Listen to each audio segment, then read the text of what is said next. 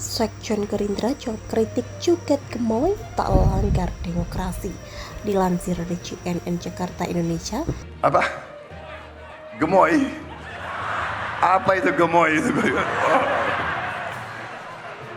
Sekjen Partai Gerindra Ahmad Muzani merespon kritik soal gimmick Joget Gemoy Prabowo Subianto.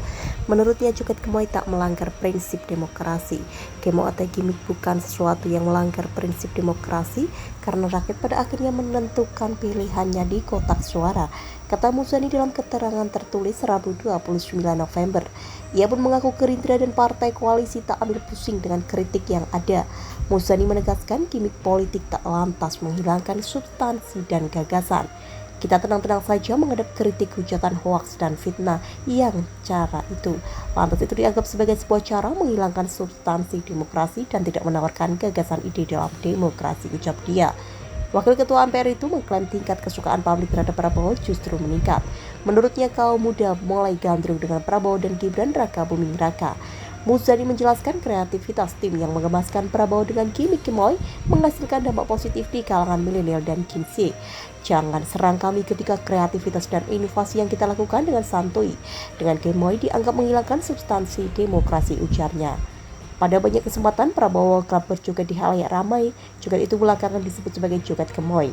Tim kampanye nasional Prabowo Gibran melalui media sosial, mereka juga kerap menyuarakan kegemoyan Prabowo itu. Gimik Gemoy itu pun mendapat kritik dari sejumlah pihak, salah satunya datang dari jubir Timnas Anies Mohaimin, Surya Chandra. Ia menilai gimik itu berbahaya dan mirip dengan gaya kampanye Ferdinand Romualdez Marcos atau Bongbong Marcos di Pilpres 2022 di Filipina. Bongbong Marcos merupakan putra dari diktator Filipina Ferdinand Marcos yang berkuasa selama 21 tahun pada 1965 hingga 1986. Kala itu Bongbong diyakini menang menjadi presiden karena masif kampanye di media sosial dan menggait suara muda.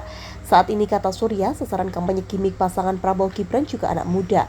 Ia menganggap kampanye gimik semacam itu sangat berbahaya lantaran memanipulasi kondisi sebenarnya. Surya menyebut banyak anak muda yang masih hanya melihat citra di permukaan. Berbahaya sekali ya, model-model kampanye yang mirip-mirip sama kasusnya di Filipina kan? Bongbong Marcos yang anaknya Ferdinand Marcos otoritarian semacam Orde Baru dulu.